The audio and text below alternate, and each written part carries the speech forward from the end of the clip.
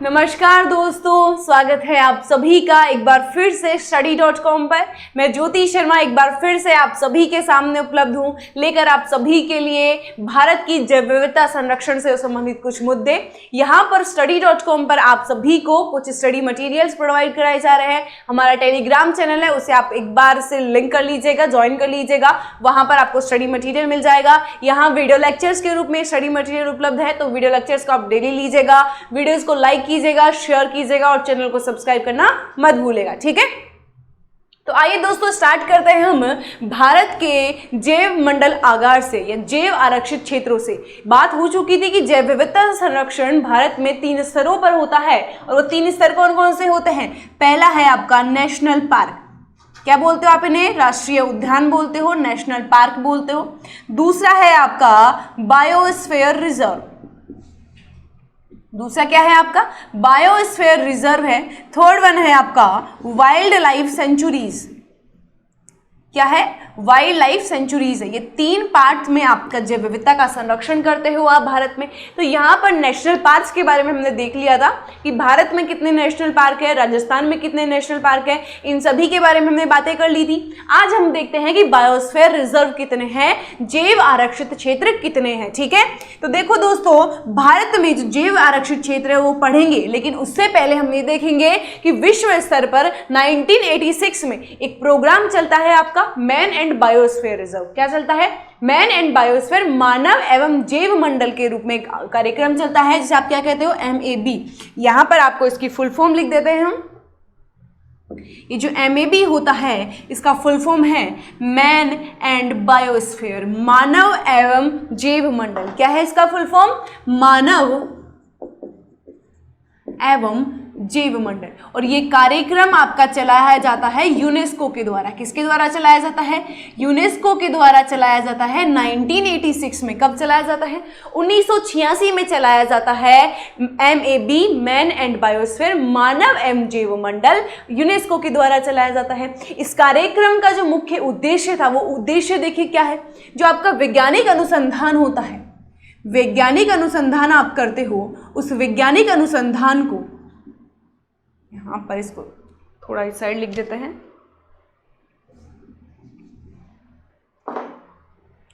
वैज्ञानिक अनुसंधान को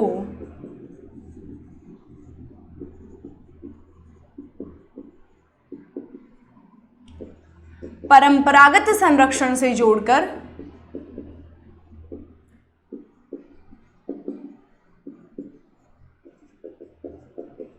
वैज्ञानिक अनुसंधान को परंपरागत संरक्षण से जोड़कर जैव मंडल प्रबंधन करना, जैव मंडल प्रबंधन करना, ठीक है। ये इसका मुख्य उद्देश्य है इस कार्यक्रम का, MAB, मानव एवं जैव मंडल जो आपका है उस कार्यक्रम का मुख्य उद्देश्य वैज्ञानिक जो रिसर्च है आपकी, उसको आप परंपरागत जो कन्वेंशनल आपका संरक्षण है, कंजर्वेशन है, उससे जोड़कर जैव मंडल का क्या करना है, आपका संरक्षण करना है। ये क्लियर हो चुका है आपका। तो ये MAB कार्यक्रम आपने चलाया, तो भारत ने भी सोचा कि ठीक है अब हम भी क्या करेंगे, आपने पूरे देश में कुछ आपके जो रिजर्व है, कुछ क्षेत्र हैं ऐसे, उन्हें आप क्या कर दोगे, जैव मंडल आरक्षित क्षेत्र घोषित कर दोगे। तो 1986 से ये भारत में स्टार्ट हुआ, और भारत में अब तक टोटल 18 क्षेत्र ऐसे हैं जो जैव मंडल आरक्षित क्षेत्र के अंतर्गत आते हैं। और उन 18 क्षेत्रों को एक इंडियन मैप के द्वारा मैंने बोर्ड पर बनाया है आप सभी के सुविधा के लिए,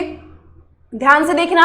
18 मैंने क्षेत्र यहाँ पर मार्क किए हैं, ये सारे के सारे आपके जैव आरक्षित क्षेत्र है या जैव मंडल आरक्षित क्षेत्र है, ठीक है। अब देखिएगा ये जैव मंडल आरक्षित जो क्षेत्र होते हैं, इनको आप 3 रूपों में देखते हैं, और वो 3 रूप कौन कौन से हैं उसके बारे में बात करते हैं। यदि मैं किसी क्षेत्र को गोलाकार रूप में लेती हूँ, यदि मैं किसी क्षेत्र को गोलाकार रूप में लेती हूँ, तो उसके 3 भाग कर लिए जाते हैं गोले के। सकेंद्रीय 3 गोले ले लिए मैंने। इस प्रकार से मान लीजिए सबसे पहला आपका जो रिजर्व है, बायोस्फीयर रिजर्व, वो कौन सा था? नीलगिरी था। सबसे पहला 1986 में स्थापित हुआ आपका सबसे पहला जैव मंडल आरक्षण क्षेत्र कौन सा था? नीलगिरी था।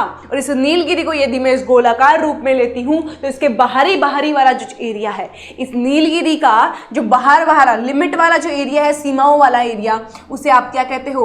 ट्रांजिशनल जोन कहते हो। क्या कहते हो? ट्रांजिशनल जोन कहते हो, ट्रांजिशनल या संक्रमणीय क्षेत्र कहते हो। ठीक है, उसके बाद में ये जो अंदर वाला एरिया है इसे आप कहते हो बफर जोन। क्या कहते हो? बफर जोन कहते हो। और अंदर वाले को आप कहते हो कोर जोन। अंदर वाले को क्या कहते हो? कोर जोन कहते हो। अब इनका मतलब क्या है? इनको डिवाइड किया गया है आपके जैव मंडल आरक्षित क्षेत्रों को, किस प्रकार से इनको परिभाषित किया गया है, वो परिभाषा का तरीका है ये। ठीक है, ध्यान से देखना। इस नीलगिरी का मैंने उदाहरण के लिए नीलगिरी लिया है, कोई भी आप जैव मंडल आरक्षित क्षेत्र ले सकते हो। उस जैव मंडल आरक्षित क्षेत्र का, उस जैव मंडल आरक्षित क्षेत्र का जो सीमाओं के आसपास का जो क्षेत्र रहेगा एक निश्चित परिधि में, उसे आप क्या कहोगे? ट्रांजिशनल जोन, संक्रमणीय क्षेत्र। इस संक्रमणीय क्षेत्र में जितनी भी आपकी मानव गतिविधियां होती है, जैसे पशुओं को चराना, लकड़ी का लाना, औषधि का लाना, खनन कार्य इत्यादि इसमें हो सकते हैं आपके किसमें? ट्रांजिशनल जोन में। बफर जोन में आप वैज्ञानिक अनुसंधान एवं पर्यटन जैसी काम कर सकते हो। बाकी जो ट्रांजिशनल जोन के काम है, जैसे लकड़ी चराना, पशुओं को चराना, लकड़ी लाना इत्यादि कार्य बफर जोन में आप नहीं कर सकते। बफर जोन में सिर्फ और सिर्फ 2 कार्य होंगे, क्या? पर्यटन, वैज्ञानिक अनुसंधान। ठीक है, उसके बाद में कोर जोन में आपकी ये जो गतिविधियां है सारी, वो सारी की सारी क्या होती है? प्रतिबंधित होती है। यहां पर मानव का आना भी क्या होता है? प्रतिबंधित पर। ठीक है, ये क्लियर हो गया है। ये है आपका बायोस्फीयर रिजर्व से संबंधित कुछ डेफिनेशंस, या किस प्रकार से इसको परिभाषित किया जाता है। प्रोग्राम क्या है? प्रोग्राम का उद्देश्य क्या है? यहां पर हम आपके लिए लिख देते हैं। ये है प्रोग्राम जो आपके किसके लिए चलाया गया है? जैव विविधता संरक्षण के लिए। ये उस प्रोग्राम का क्या है? उद्देश्य है। और ये मैंने इसको परिभाषित किया है कि आपका जैव मंडल आरक्षित क्षेत्र क्या होता है। क्लियर है?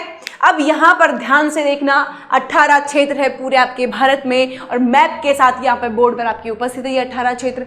ऊपर से देखते हैं, ये जम्मू कश्मीर आपका अब बन गया है। जम्मू कश्मीर को अलग आपका यूनियन टेरिटरी का दर्जा दे दिया गया है। लद्दाख को अलग यूनियन टेरिटरी बना दिया गया है। जम्मू कश्मीर को राज्य से हटाकर धारा 370 के हटने के बाद में लद्दाख, लेह लद्दाख अलग से टेरिटरी बन गया है। उस लद्दाख में आपका है शीत मरुस्थल। क्या है?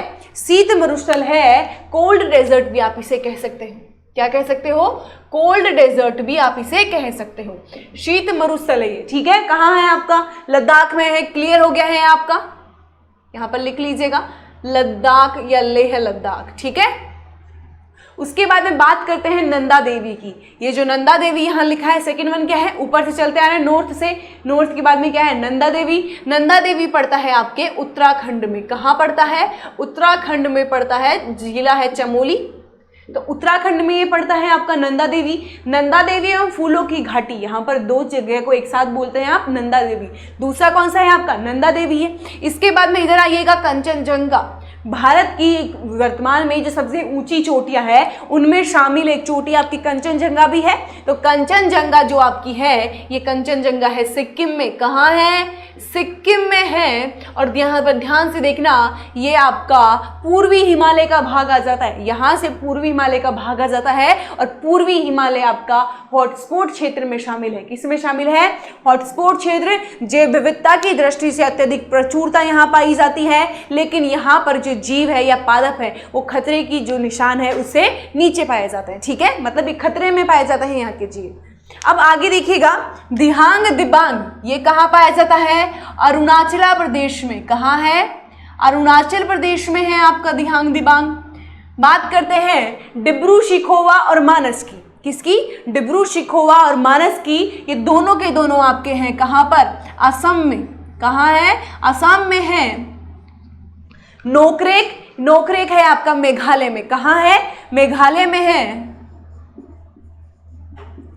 नोकरेक कहाँ है आपका? मेघालय में है। ठीक है, अब देखिएगा कहीं पे मैंने रेड लाइन भी करी है। कई जगह मैंने क्या करा है, रेड लाइन भी करी है। इस रेड लाइन का मतलब भी आपको बताया जाएगा, लेकिन फिलहाल देखिएगा नोकरेक कहाँ है आपका, मेघालय में है। उसके बाद में बात आती है सुंदरवन की। ऊपर से चल रहे हैं कुछ इस प्रकार से अपन चल रहे हैं। बात आती है किसकी, सुंदरवन की। सुंदरवन अब पाया जाता है आपके वेस्ट बंगाल में। कहाँ, पश्चिम बंगाल में पाया जाता है, वेस्ट बंगाल में। सिमलीपाल आपका होता है उड़ीसा में। कहाँ स्थित है, उड़ीसा में स्थित है। अचानकमार अमरकंटक है आपका एमपी व छत्तीसगढ़ की सीमा पर। कहाँ है, एमपी व छत्तीसगढ़ में। पूरे में एमपी व छत्तीसगढ़ की सीमा ना लेके आप पूरा भी लिख सकते हैं कि एमपी एवं छत्तीसगढ़ राज्यों में ये विस्तृत है। ठीक है, पन्ना है आपका एमपी में, पंचमढ़ी है आपका एमपी में। ठीक है, ये दोनों कहाँ है आपके, एमपी में है, मध्य प्रदेश में है, पन्ना एवं पंचमढ़ी। ठीक है, उसके बाद में बात करते हैं कच्छ का रण की। किसकी, कच्छ का रण। और ये कच्छ का रण कहाँ है आपका, गुजरात में है। ये सारे के सारे आपके बायोस्फीयर रिजर्व है, तो ध्यान से देख लीजिएगा इनको। श्री शेषाचलम है आपका आंध्र प्रदेश में। कहाँ है, आंध्र प्रदेश में है ये श्री शेषाचलम आपका। उसके बाद में आता है मन्नार की खाड़ी। मन्नार की खाड़ी है आपका तमिलनाडु में, और आपका ये ज़्यादातर जल में स्थित है। मन्नार की खाड़ी आपका जलीय क्षेत्र इसका ज़्यादा होता है। नीलगिरी है आपका केरल, कर्नाटक वह तमिलनाडु राज्यों में फैला हुआ है। कहाँ कहाँ फैला हुआ है, केरल, कर्नाटक एवं तमिलनाडु राज्यों में ये फैला हुआ है। अगस्त्यमलाई है आपका तमिलनाडु व केरल में। कहाँ पर है, तमिलनाडु व केरल में क्या है आपका, अगस्त्यमलाई है। और यहाँ पर देखिएगा ये एक ग्रेट निकोबार, आपका निकोबार जो द्वीप समूह है, अंडमान निकोबार, वहाँ स्थित है। ये सारे के सारे हो गए आपके। कितने हैं टोटल, 18 है। वापस से देखिएगा, जम्मू कश्मीर से चलते हैं हम। आपका सबसे पहला कौन सा आएगा, शीत मरुस्थल, या the great Indian cold desert. क्या बोलते हो आप इसको, कोल्ड डेजर्ट बोलते हो, शीत मरुस्थल बोलते हो।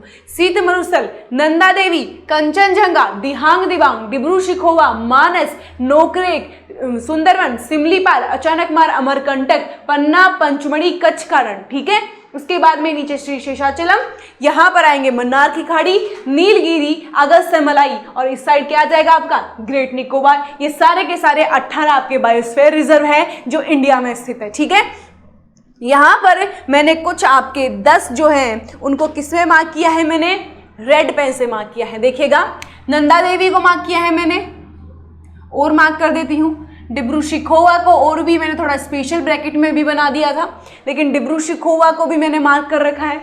नोकरेक को भी मैंने मार्क कर रखा है, सुंदरवन को मार्क कर रखा है, सिमलीपाल को मार्क कर रखा है, अमरकंटक को मार्क कर रखा है, पंचमढ़ी को, मन्नार की खाड़ी को, ग्रेट निकोबार को, अगस्त्यमलाई को, नीलगिरी को। इन सभी को क्या मैंने रेड पेन से मार्क कर रखा है। क्यों कर रखा है उसका कारण हम आपको बताते हैं। इधर का हो गया है आपका, स्क्रीनशॉट ले लीजिए एक बार इसका, फटाफट से स्क्रीनशॉट ले लीजिए ताकि आपको समझ में आ जाए।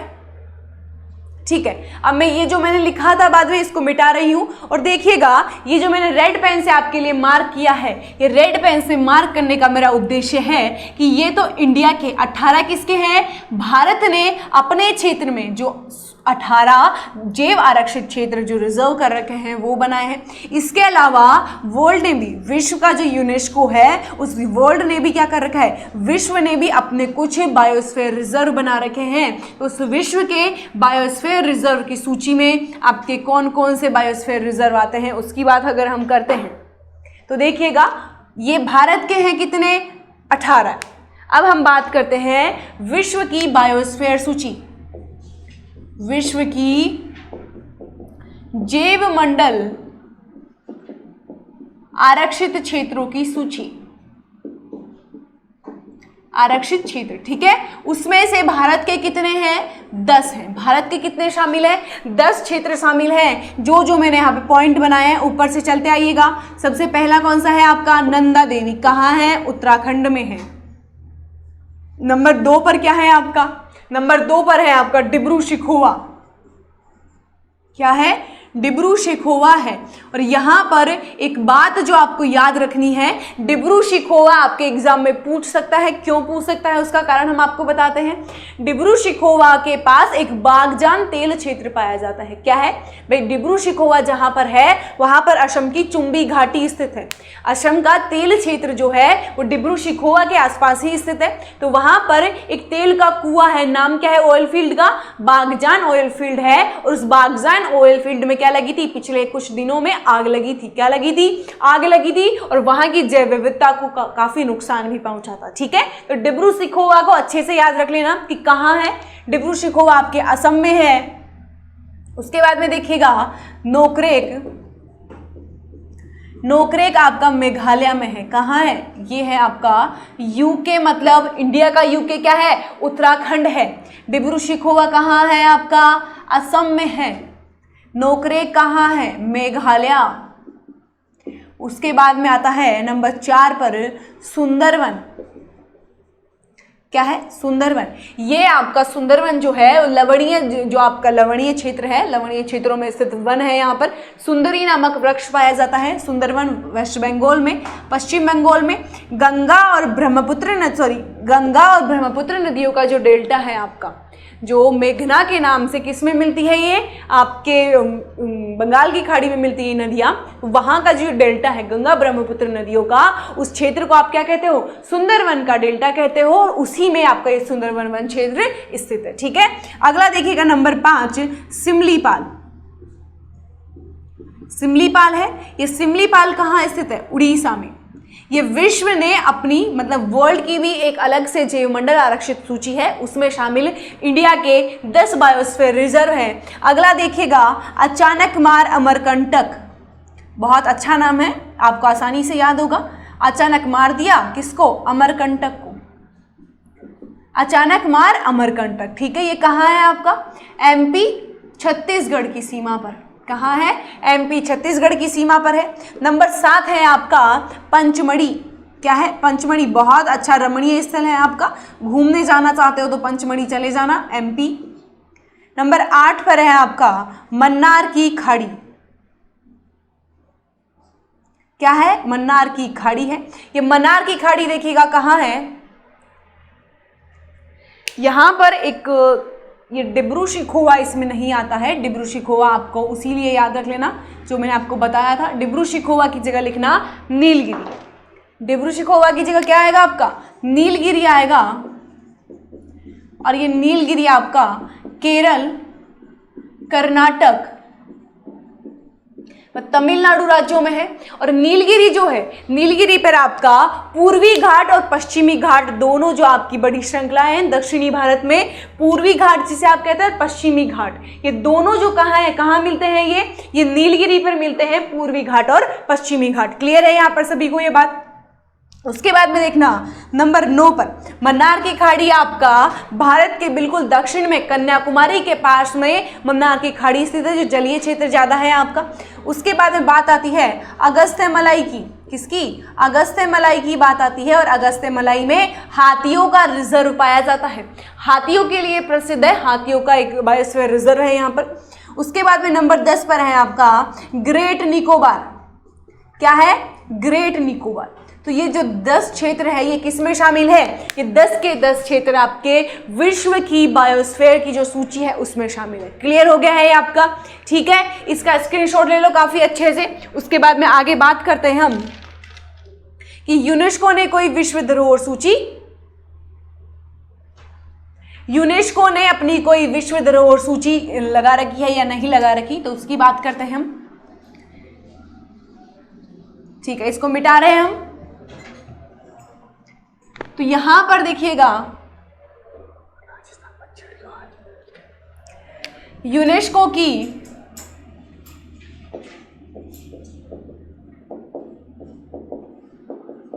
विश्व धरोहर सूची क्या है, यूनेस्को ने वर्ल्ड हेरिटेज साइट घोषित कर रखी है, विश्व धरोहर सूची। और उस विश्व धरोहर सूची में देखिएगा पूरे विश्व में से उसने जो आपके पुरातात्विक स्थल या फिर जैव विविधता की दृष्टि से प्रचुर जो क्षेत्र है, जो आपके इंपॉर्टेंट क्षेत्र है, उनको एक सूची में दे दिया है। और देखिएगा टोटल कितने क्षेत्र इस सूची में शामिल है उसकी बात हम करते हैं। यूनेस्को जो है क्या है, आपकी यूनाइटेड नेशंस के अंतर्गत शामिल एक संस्था है। और इस यूनेस्को ने टोटल 1121 क्षेत्रों को, पूरे विश्व में 1121 क्षेत्र नंबर है पूरे विश्व का, पूरे विश्व का ये नंबर है 1121। और पूरे विश्व में से 1121 क्षेत्रों को इसने शामिल कर रखा है, जिनमें से भारत के जो क्षेत्र है वो कितने हैं, 130 क्षेत्र है। भारत के कितने क्षेत्र हैं, 130 क्षेत्र है। ठीक है, अब देखिएगा इन 130 क्षेत्रों में आपके कुछ झीलें हैं, कुछ आपके किले हैं, कुछ आपके फोर्ट हैं, कुछ आपका नगर है, जैसे जयपुर सिटी और अहमदाबाद सिटी दोनों इसमें शामिल है। इसके अलावा कुछ आपके वन क्षेत्र शामिल है। यहाँ पर मैं आपके कुछ वन्य क्षेत्र बताऊंगी जो यूनेस्को की वर्ल्ड हेरिटेज साइट में स्थित है। ठीक है, बात करते हैं हम यहाँ पर यूनेस्को की वर्ल्ड हेरिटेज साइट की। तो सबसे पहला जो है यूनेस्को की वर्ल्ड हेरिटेज साइट में शामिल, उसका नाम है काजीरंगा। देखिएगा सबसे पहला, यहाँ पर नहीं लिखे हुए क्योंकि ये बायोस्फीयर रिजर्व नहीं है, इसको मिटा देते हैं ताकि आप थोड़ा कंफ्यूज ना हो। यूनेस्को ने अपनी वर्ल्ड हेरिटेज साइट घोषित कर रखी है और इस वर्ल्ड हेरिटेज में आपके राजस्थान से भी काफी कुछ है इसमें शामिल। जयपुर का जो परकोटा है उसको हाल ही में 2019 में इस सूची में शामिल किया गया है। अहमदाबाद जो गुजरात में आपका सिटी है, अहमदाबाद को भी वर्ल्ड हेरिटेज साइट में शामिल किया गया है। ठीक है, तो यहाँ पर आपके राजस्थान में कुछ किले भी हैं, 6 किले कुछ मिला के। भारत में कितने हैं, 130 क्षेत्र हैं। 130 क्षेत्रों में जो इंपॉर्टेंट है या जो जैव विविधता संरक्षण की दृष्टि से हम देखते हैं, सबसे पहला कौन सा है, काजीरंगा। सबसे पहला कौन सा है, काजीरंगा। ये जो है काजीरंगा आपका जैव आरक्षित क्षेत्र है या फिर इसे कहें अभ्यारण्य है। ये अभ्यारण्य कहाँ पाया जाता है, असम में स्थित है। कहाँ स्थित है, असम में स्थित है ये काजीरंगा। और देखिएगा यहाँ पर काजीरंगा कहाँ है आपका, असम में है। और ये फेमस क्यों है, क्योंकि काजीरंगा में एक सींग वाले गेंडे पाए जाते हैं। क्या पाए जाते हैं, एक सींग वाले गेंडे। और ये एक सींग वाले गेंडे सिर्फ और सिर्फ इंडिया में ही पाए जाते हैं। कहाँ पाए जाते हैं, सिर्फ और सिर्फ इंडिया में ही पाए जाते हैं। और इंडिया में भी कहाँ पाए जाते हैं, काजीरंगा नेशनल उद्यान में पाए जाते हैं। और इन गेंडों का ये जो सींग होता है ये औषधीय महत्व की दृष्टि से क्या होता है, बहुत इंपॉर्टेंट होता है। ठीक है, आगे देखिएगा इस काजीरंगा नेशनल उद्यान में अभी जो आपके असम में आई बाढ़ थी, उस बाढ़ में क्या देखिए होता क्या है, यहाँ पर जो आपके वन्य जीव है इस उद्यान में निचली पृष्ठभूमि पर आते थे, नीचे का जो क्षेत्र था, निचली तराई क्षेत्र था, वहां पर आते थे। तो वहां पर बाढ़ का क्षेत्र जैसे ही होता था उत्पन्न, वो पशु वो जीव वहां से हटकर कहाँ चले जाते थे, ऊपरी इलाकों में चले जाते थे। लेकिन इस काजीरंगा जो उद्यान है आपका, उसके पास में खनन क्षेत्र के कारण इस बार वो रास्ता बंद हो गया और वो जो पशु थे, वो जो जीव थे, असम में आई बाढ़ के दौरान वो क्या हो गए, उनकी मृत्यु हो गई है। तो यहां से प्रश्न पूछने की संभावना है इस बार। ठीक है, अगला देखिएगा, अगला है मानस नेशनल पार्क। ये भी कहाँ है आपका, मानस जो उद्यान है ये भी आपका असम में ही है। कहाँ है, असम में है। और ये सारे के सारे क्या है आपके यूनेस्को की वर्ल्ड हेरिटेज साइट में। इसके पश्चात देखिएगा केवलादेव राष्ट्रीय उद्यान। केवलादेव, और इस केवलादेव का दूसरा नाम है घना पक्षी विहार। ये घना पक्षी विहार आपका राजस्थान के भरतपुर जिले में स्थित है। कहाँ है, भरतपुर जिले में। और ये साइबेरियन सारस के लिए बहुत फेमस है। यहाँ पर पक्षियों की जैव विविधता आपको सर्वाधिक मिल दिखती है।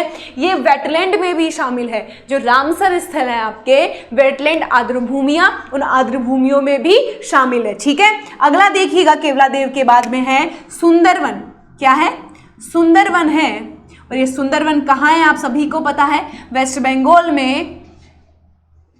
इसको पूरा नाम लिख देते हैं इस बार आपके लिए, वेस्ट बंगाल में ये है आपका क्या, सुंदरवन। ठीक है, और सुंदरवन में सुंदरी वृक्ष पाया जाता है, गंगा ब्रह्मपुत्र का डेल्टा पाया जाता है, ये है। इसके अलावा देखिएगा एक है आपका कंचनजंगा।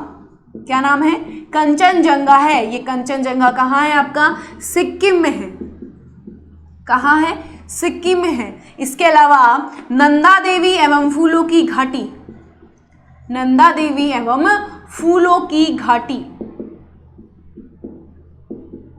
यह आपका यूके में मतलब उत्तराखंड में शामिल है। ये सारे के सारे आपके यूनेस्को की वर्ल्ड हेरिटेज साइट में है। इसके अलावा और भी है, अभी खत्म नहीं हुए, नंबरिंग कर लीजिएगा 1 2 3 4 5 6।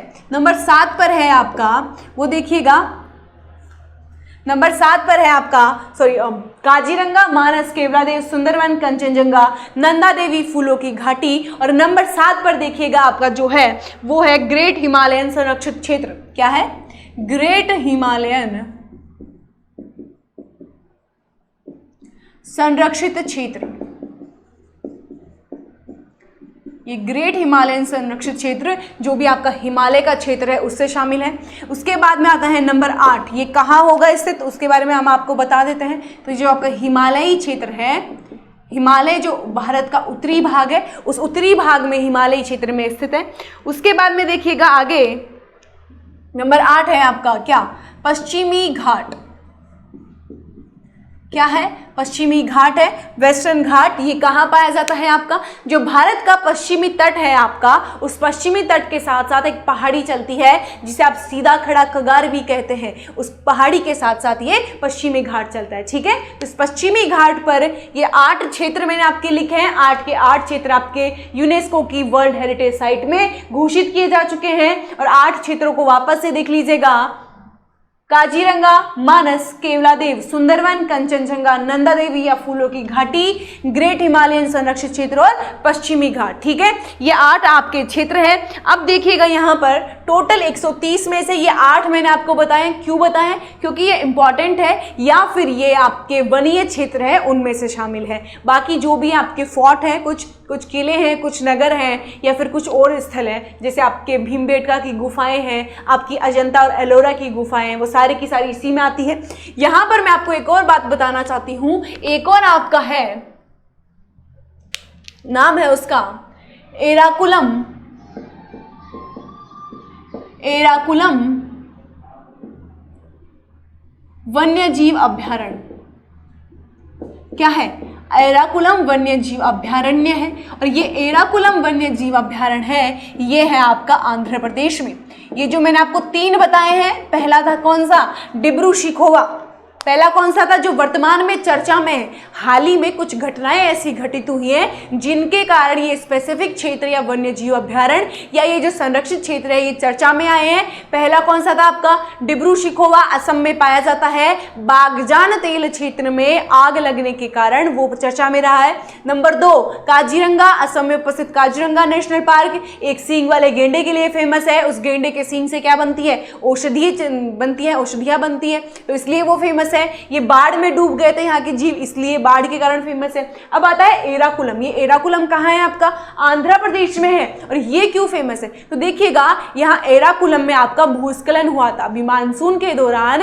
जब मानसून आया था इस बार का आपका 2020 का, तो यहाँ पर भूस्खलन हुआ था और उस भूस्खलन के कारण इस एराकुलम संरक्षित क्षेत्र के कई जीवों की मृत्यु यहाँ पर हो चुकी थी। तो ये 3 आपके जो वन्य जीव संरक्षित क्षेत्र है ये काफी चर्चा में रहे। इन 3 से प्रश्न बनने की संभावना है, बाकी आपको पढ़ने सारे हैं। ठीक है, तो आज के लिए इतना ही। अपने चैनल को सब्सक्राइब कीजिएगा। अगली क्लास में हम राजस्थान से संबंधित कुछ आपके लेके आएंगे, संरक्षित क्षेत्रों के बारे में, वन रिपोर्ट के बारे में हम यहाँ पर पढ़ेंगे। तो अभी के लिए इतना ही। धन्यवाद, बाय बाय।